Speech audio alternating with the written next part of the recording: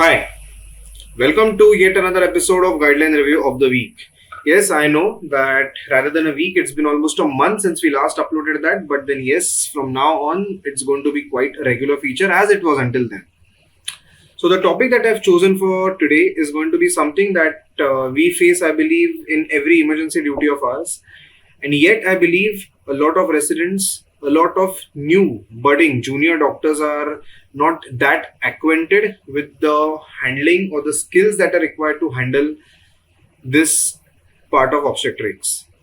Yes, today's part deals with stillbirth, or what we can also call as intrauterine fetal demise.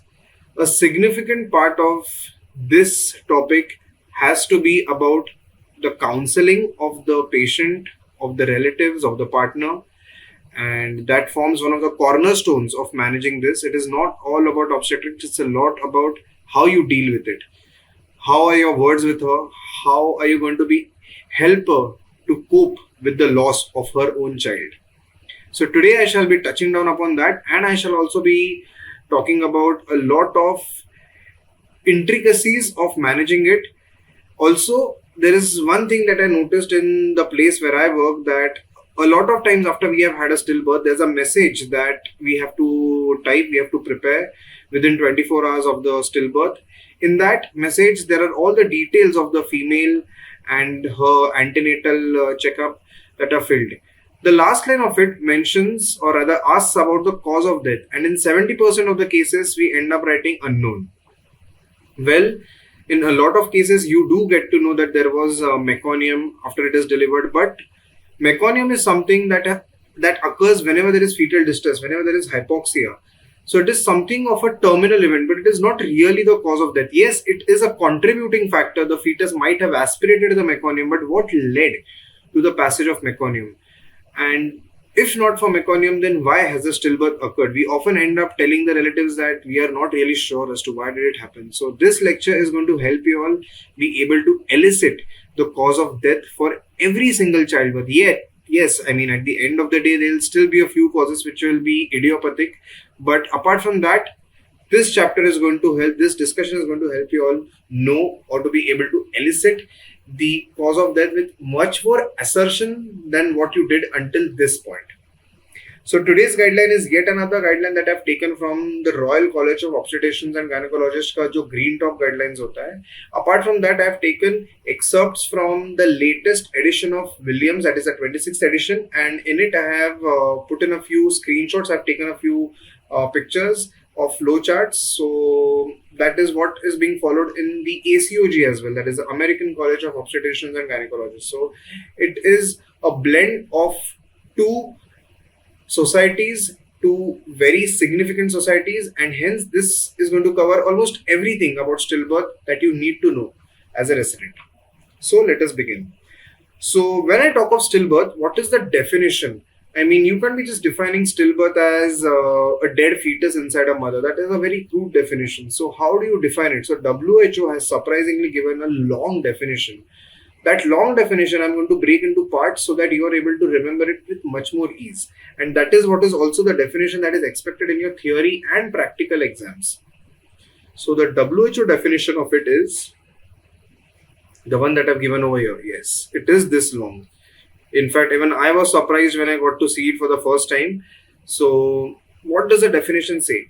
If you read it in entirety, you would know that there are only a few significant points in it that you need to remember. So the definition says that fetal death means, that is IUFD or stillbirth means, death occurring prior to complete expulsion or extraction from the mother of a product of human conception. So basically it is the expulsion of baby. So the death that occurs when the fetus is still inside the mother.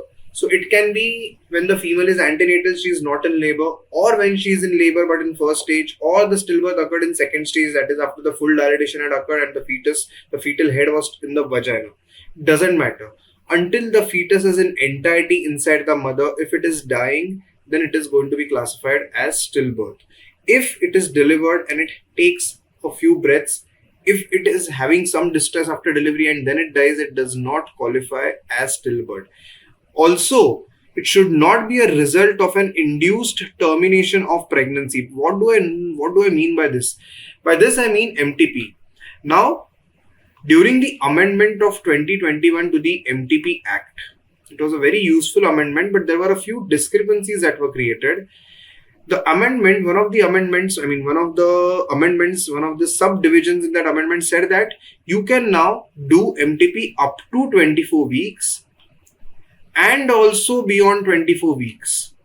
So beyond 24 weeks, it is classically reserved for the ones who have gross congenital anomalies, for the babies that will have a very bad quality of life if they are delivered alive.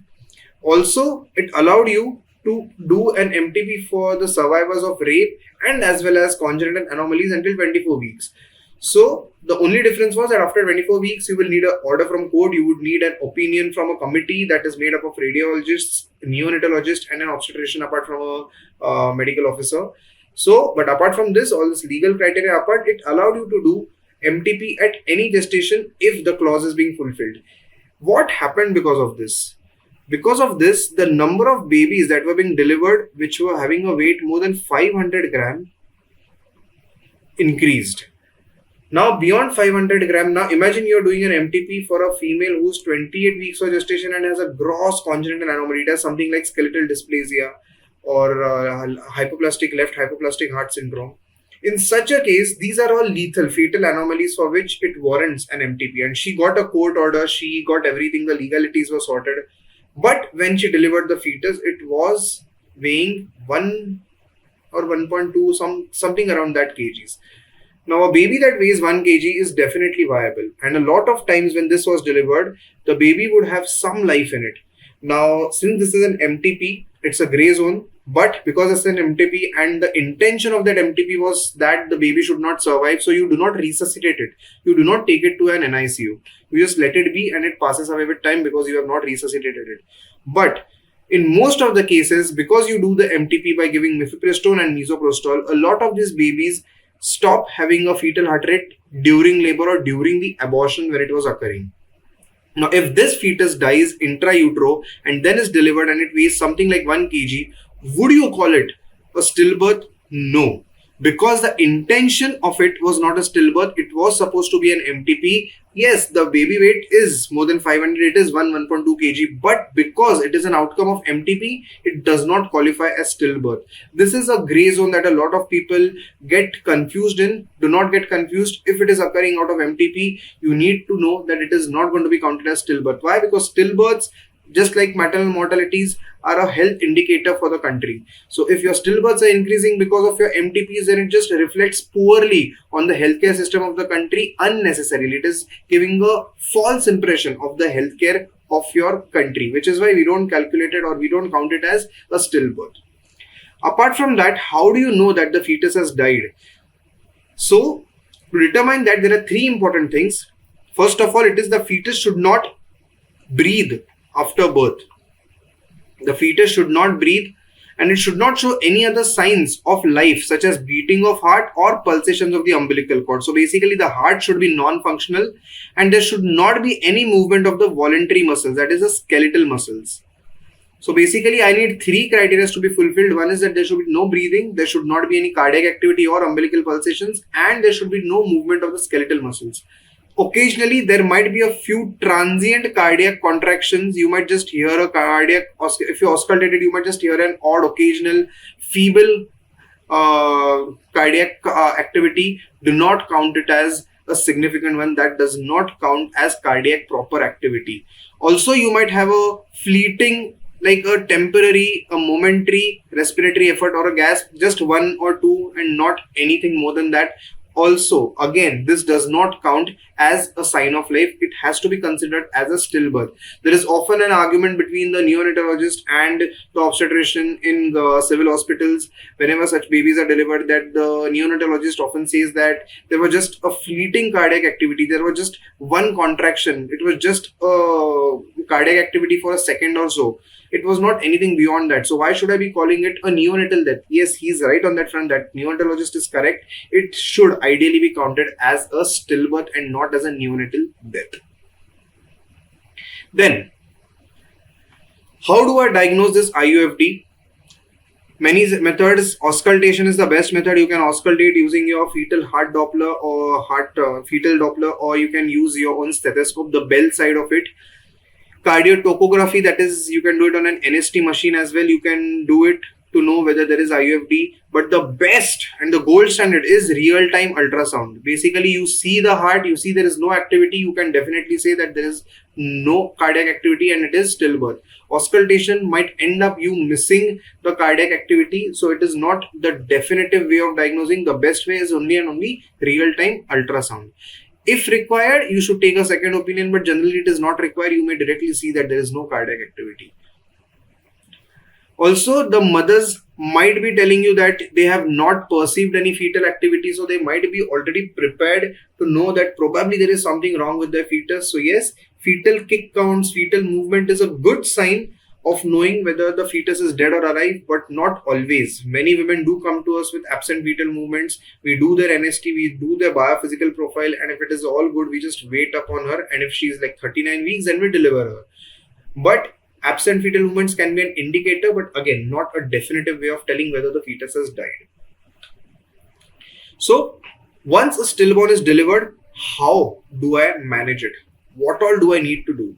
So, I first of all need to know the cause of it. Why is it important that I know the cause of it? Because in the next pregnancy, I can avoid this. All this calamity can be averted in the next pregnancy if I know what was the cause of the current IUFD. Because if you're going to be studying about the risk factors of IUFD or stillbirth, you would know that previous stillbirth is a risk factor for another stillbirth in subsequent pregnancy. So you can avoid all of that by knowing the basic cause of it.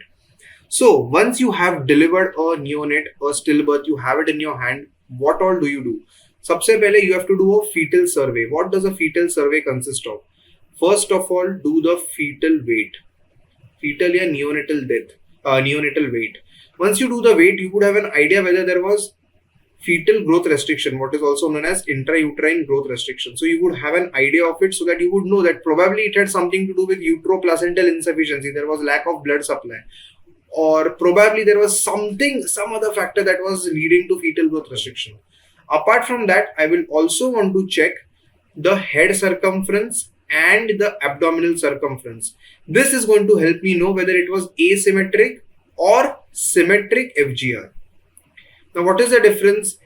Symmetric FGR is something that occurs if the trigger of that FGR was right from the first trimester. In the first trimester, there is majorly hyperplasia of the fetal cells, whereas in the later trimesters, there is hypertrophy. So when the cells are forming in the first trimester, in that period, if there is any insult, like it can be an infection like a torch infection, or it can be a congenital anomaly. So that is going to lead to a symmetrical IUGR, in which the head circumference and the abdominal circumferences are going to be equally less.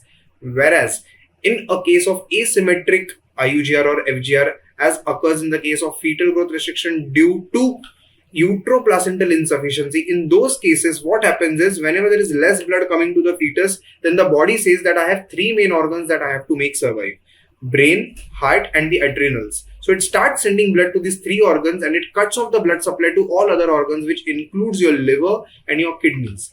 So whenever the blood supply to your kidneys is impaired, it leads to oligohydramnios. When the blood supply to your liver is impaired, in that scenario, the liver का जो glycogen होता है, glucose stores होता है, they start depleting. So the size of liver goes down, which leads to a decrease in the abdominal circumference, and hence the head circumference is going to be more than the abdominal circumference in asymmetrical IUGR. So knowing this gives you a little idea about what might have been the cause of that IUFD. This is going to give you a direction in which you can investigate further. This is not going to give you a definitive diagnosis, it is only going to give you a hint. Apart from that, I am also going to be inspecting the fetal body. Basically, I am going to be seeing the fetal head, I am going to be seeing the extremities, I am going to be I'm trying to see whether there is some syndromic thing that has occurred, which I can diagnose later on by doing a genetic study as well. So एक कोई syndromic लग रहा है कि नहीं, उसको cataract भी है, उसका head का shape कुछ तो odd है, or something like it has multiple fingers on its hand, polydactyly है उसको, something like this. So you might want to look at the peripheries, extremities, the face, the body का features, so that you have an idea whether there was some syndrome that was present. After that, you can do a fetogram, which is basically an X-ray of the entire fetal body, so that you know inside if there was any major skeletal abnormality that was present. So these are the two things that you can do for all the babies. Obviously, for this X-ray thing, fetogram, you would need a maternal consent. The next point is an MRI. MRI can be done if the female does not want to do the autopsy. Now, coming to autopsy, it is an alternative to autopsy because of a lot of religious and communal and societal sentiments that are attached to it. Even in adults, people are not really in favor of doing an autopsy or a post-mortem, especially of a newborn. So they often end up declining it. But you have to tell them that to avoid a subsequent pregnancy with a stillbirth, you have to understand that this autopsy carries great significance. But if they're still declining, then you do an MRI if you have a center that will let you do an MRI of a dead fetus. I do an autopsy eventually if they agree for it. I look at the organs, I weigh them, I look at them, I just check them. If there is something inside that I can find, if there is some cardiac anomaly that I can find, or if there is some neurological abnormality that I can find. So an autopsy is going to be of great help on determining whether there was any anatomical problem in the fetus due to which it succumbed. After that, I'm also going to have a look at the placenta. In placenta, there are going to be multiple things that I have to see. I have to do a gross examination myself and a microscopic examination, which a pathologist will do. What microscopic examination? They will want to see if there was any maternal vessel problems or if there were any fetal vessel problems. What can be the problems? The problems can be something like fibrin deposition or hematoma or thrombosis, as can occur in Apla syndrome. So the pathologist will look under the microscope and they will check the placental vessels on both the mother's and the fetal side to know if there were any such problems in it. And if there were any problems, I would want to investigate it further. I mean, if there is something like an infarction or if there is thrombosis, then I would test the mother for APLA or any inherited thrombophilia. So all these things are going to be very helpful. So even if they are declining for autopsy, you can definitely convince them to get the placenta examined. So send the placentas of all IUFDs that you have, all stillbirths that you have, for examination to a pathologist. It is really going to help you know what might have been one of the causes of that stillbirth. Finally, if I'm still unable to know ki kya cause hai, or if I've gotten some direction, then I will ask myself leading questions. Was it fetal growth restriction? If it was, then what might have been the reason? Was it genetics? I mean, was there any congenital abnormality? Or was it antiphospholipid antibody syndrome? Possibly. Is there any fetal anomaly? Again, genetics are going to play a role. Which test do we do? I'm going to mention it later on. Apart from that, was there any infection? Infection can also be not just torch infection, it can be parvovirus B19, which will lead to hydrops, or it can be a chorioamnionitis that has occurred because of preterm premature rupture of membranes. So PPRM को ऐसे कोई infection है क्या? अगर infection है, how do I know? I would want to do a culture. कौन से cultures करूँगा मैं? I'm going to be discussing it. It is going to be a vaginal culture, a cervical culture, and also a blood and urine routine culture. So if there is any signs of sepsis in the mother itself, that can be an indicator that that was possibly the reason why the fetus succumbed. Serology for torch. Again, did the mother have any medical comorbidities like diabetes mellitus, which leads to sudden IUFD? Why does diabetes lead to sudden IUFD? We have discussed multiple times. Now, just a short discussion on the same. Whenever there is a mother who has diabetes, now you know that our hemoglobin loves everything except oxygen. So you give it carbon monoxide, carbon dioxide, it will easily bind to it and it will let go of oxygen. Similarly, the hemoglobin is going to be very comfortable binding to glucose. So it becomes glycated hemoglobin and it lets go of the oxygen. This glycated hemoglobin comes to the placenta and the glucose is transferred across the placenta to the fetus. Now the fetal hemoglobin does the same thing. It binds to the glucose and it lets go of the oxygen. So in the fetal body now, there is only glycated hemoglobin and less of oxygenated hemoglobin. This leads to hypoxia in the body. This hypoxia can be one of the causes why the fetus dies. How does the fetus compensate for it? The fetus says, hypoxia hai, theek hai, I will increase the number of RBCs in my body. So there is polycythemia in the fetus. But polycythemia increases the viscosity. For this increase in viscosity, the heart now has to do double the work to pump this thicker blood. This leads to cardiac failure. Second cause of IUFD because of diabetes. Finally, cardiac problem हो गया, cardiac failure हो गया, the body says I have complete hypoxia, I need to resort to anaerobic respiration. Anaerobic respiration का end product is going to be lactic acid, and lactic acid eventually again turns out to be the third cause of IUFD or sudden IUFD in fetuses or in babies whose mothers have diabetes mellitus. Apart from that, if they have chronic hypertension, they are going to be predisposed to preeclampsia. Renal disease is going to lead to global endothelial dysfunction and also is going to be a prerequisite, or rather it is going to be a risk factor for preeclampsia. Infections, as we have already discussed, if the mother has any infection. Finally, SLE can also lead to secondary APLA, APAS or APLA is same over here. Secondary APLA is basically APLA, that is antiphospholipid antibody syndrome, occurring because of SLE. Also, SLE will lead to multi-systemic organ damage, which will eventually again be a cause of IUFD. It can also lead to vasculopathy in the placenta. And if she was taking any medication that was teratogenic. If nothing of this is still being explained, then I have the final thing to do. I can test for obviously antiphospholipid. I will do a clear Betke test. I would want to see if there was any feto-maternal hemorrhage. And KB test is not something that we do only for Rh negative mothers, but for all of them. Feto-maternal hemorrhage can occur, and it can be so that there is some minor antigen that we have not tested for. Rh is a major antigen that we anyway check for, but there might be some minor antigen because of which there was alloimmunization and fetal demise. So what are the tests that are recommended that we do? So whenever a female is coming to me with an IUFD, the first test that I do is going to be a standard hematology, जिसका मतलब है CBC एक में करूँगा सबसे पहले, that is complete blood count. Complete blood count में I have two important things that I have to check. One is WBC counts to look if there is any sepsis, because IUFD can lead to sepsis.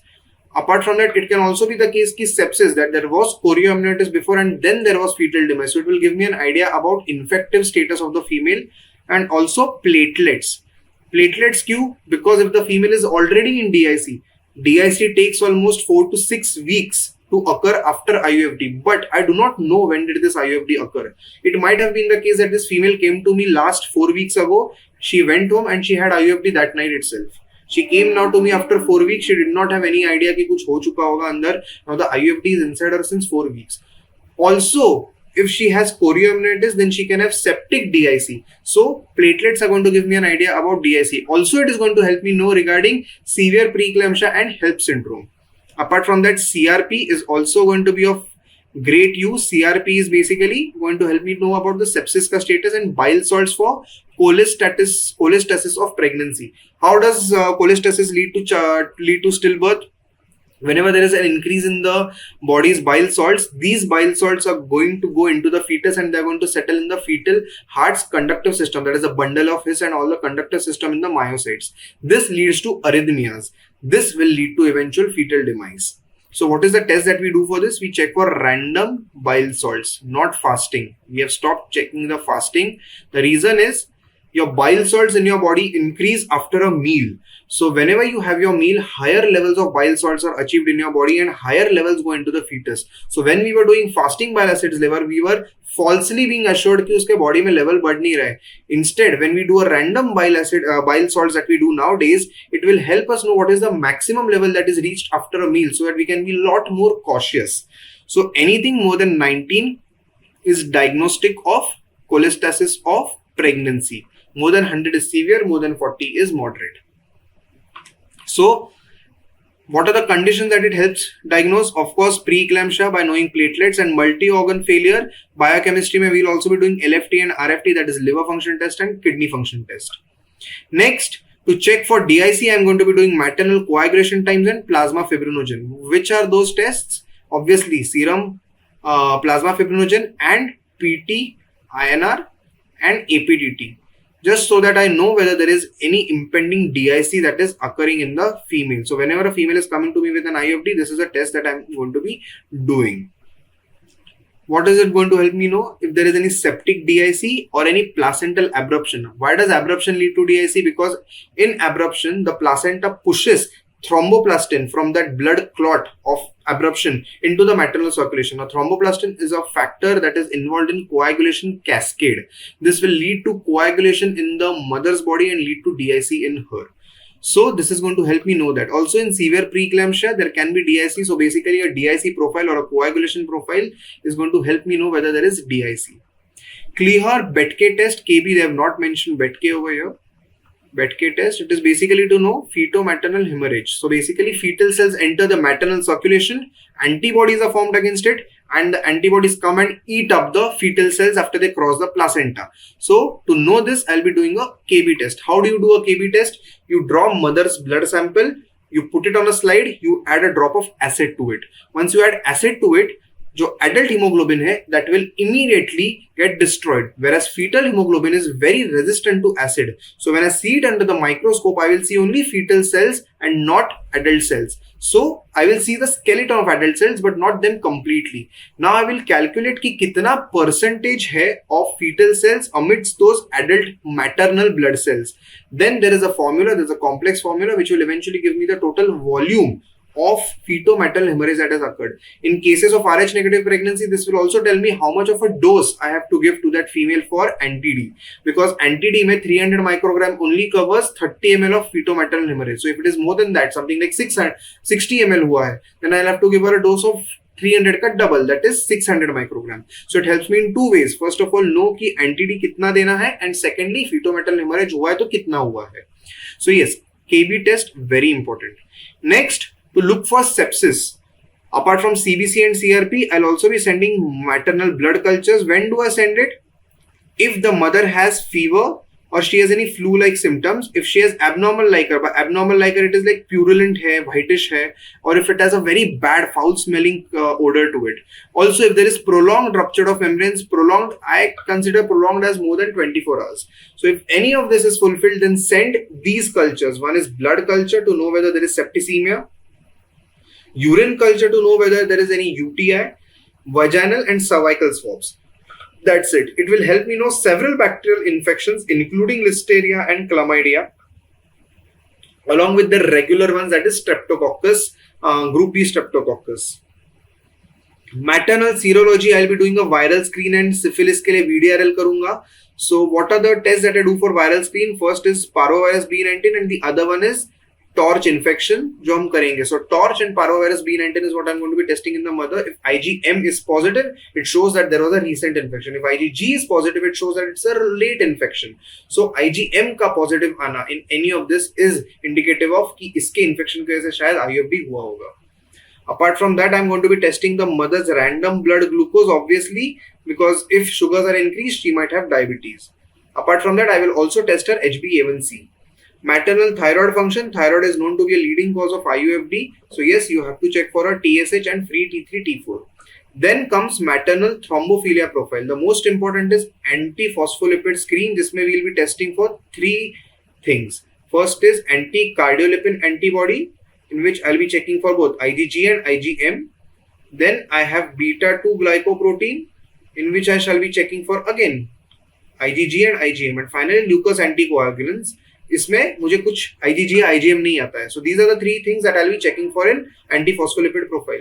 If the placenta suggests that there was thrombosis and these tests are negative, then what do? Then I also test for other inherited thrombophilia like Leiden-5 mutation, prothrombin gene mutation, protein C deficiency, protein S deficiency. All these tests should also be done if the placenta and all those findings are suggestive of thrombosis or infarction, and if there was fetal growth restriction as well. Apart from that, I shall be testing ICT, that is indirect Coombs test, to look for anti-red cell antibody. So ICT is good enough for that. I shall be checking for anti-nuclear antibody and anti-Rho and anti-La antibody. So basically, I'll be checking for neonatal lupus. Neonatal lupus देखने के लिए कि कोई cardiac defect तो नहीं आया है because of these antibodies.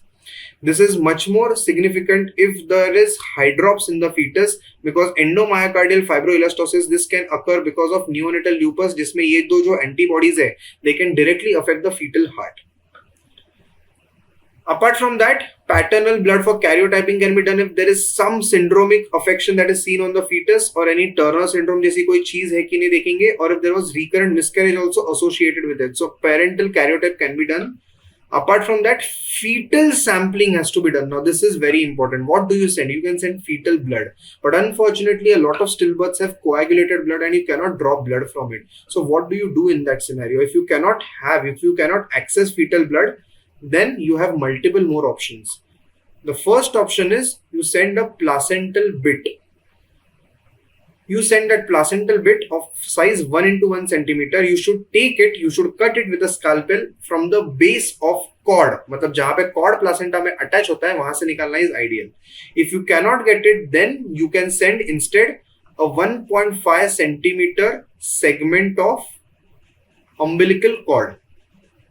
If you still cannot find anything despite this, then you can send fetal parts.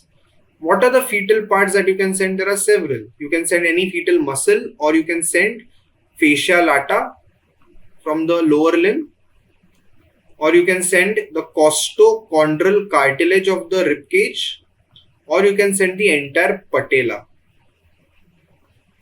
of the fetus.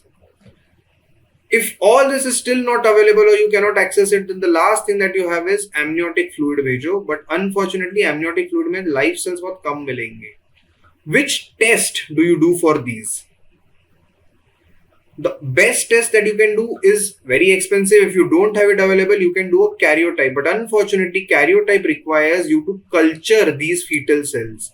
Culturing is required. And if it's an IUFD, you will not have a live cell. So you cannot do karyotype very often in these cells. So the only way you can do karyotype is you can test maternal blood. उसमें अगर कोई जिंदा fetal cell बचा रहेगा तो ठीक है. But if you cannot do this, then what you do is you do a chromosomal microarray or whole genome sequencing or whole exome sequencing.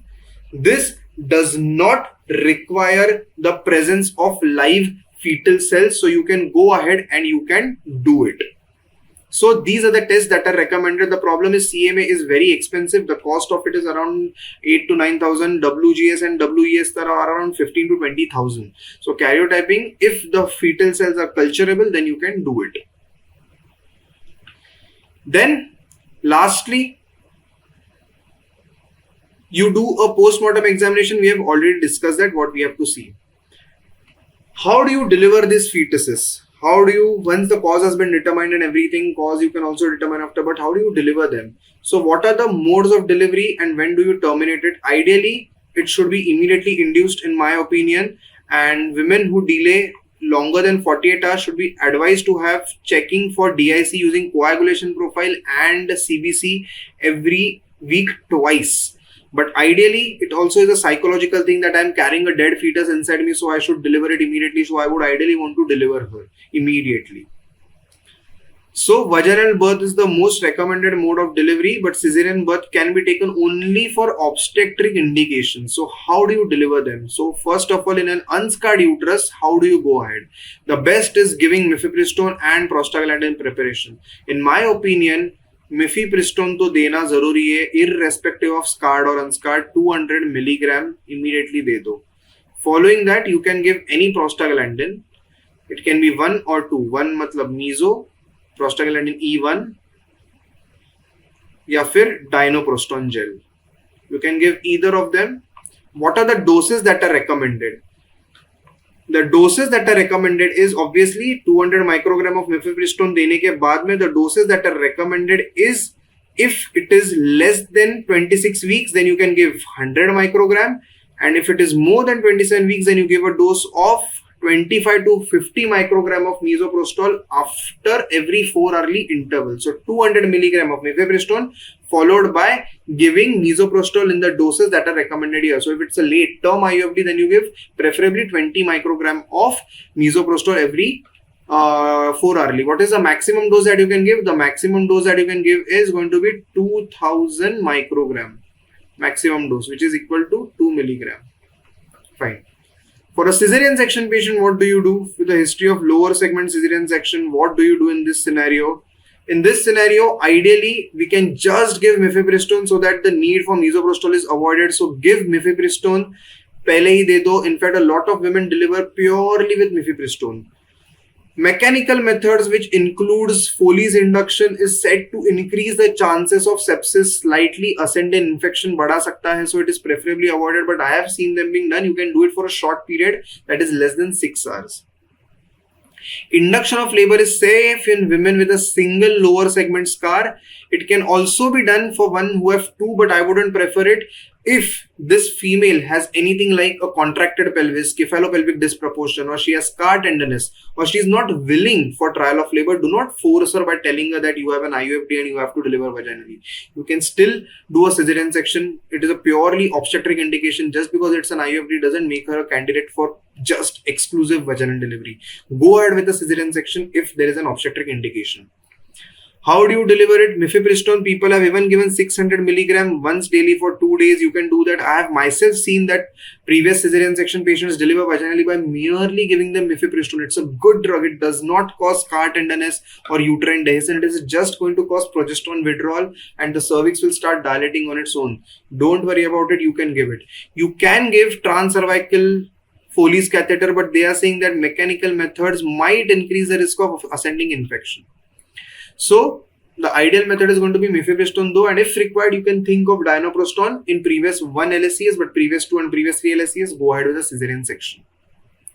Finally, the last topic, once she is delivered, what then?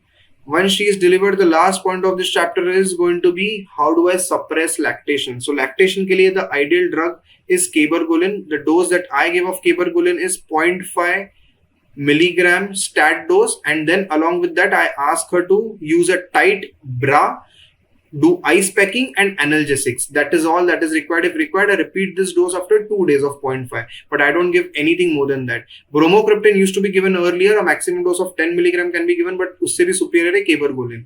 You cannot be giving this though to patients with preeclampsia. So in those patients, we give a drug called as B-long. B-long contains pyridoxine. Pyridoxine is a cofactor in the formation of dopamine. So dopamine eventually is going to inhibit prolactin. So that is how pyridoxine works. So prolactin is inhibited by creating dopamine. So you have to give pyridoxine B-long tablet hai. The doses that we give is 100 milligram TDS for 1 week, followed by BD for next week, that is twice a day for next week, and end में OD for 1 week. So 21 days के लिए हम देते हैं, and alongside that tight breast packing has to be done. Last point, ugly pregnancy, next pregnancy, what do you do? So right from the first, right before conception, you have to counsel her that you get your diabetes checked, you get your thyroid profile checked, you stop smoking if you're smoking already. You make these changes. If your diabetes is uncontrolled, let us get it under control, and then you conceive. If your thyroid is out of control, start the drug, wait for 2-3 months and then conceive. Once she conceives in the first trimester, do the dual screen, the dual marker screening, do a proper NT-NB scan, do a uterine artery Doppler to predict preeclampsia and fetal growth restriction. In the second trimester, do a good detailed malformation scan from a fetal medicine expert if possible. Do a fetal 2D echo to know whether the fetus has any cardiac defects. In third trimester, from 28 weeks of gestation, start doing fetal biometry to check for the growth of fetus. From 32 weeks of gestation, start doing weekly NST and BPP monitoring, or at least fortnightly, not anything more than that. But you have to start it from 32 weeks. When do you deliver it? You deliver them by 39 weeks. And if you know the previous IUFD had happened at 37 weeks, then do it a week prior to that. That is at 36 weeks. So if you don't know it, then do it at 39, but not beyond 39. So that is it about the discussion on stillbirths. I hope you all have a great time learning this. I hope you all have made your notes. And if you all have any doubts, please reach out to us. This is Dr. Aditya signing off. I shall meet you again next week with yet another episode of Guideline Review of the Week. Until then, goodbye and thank you.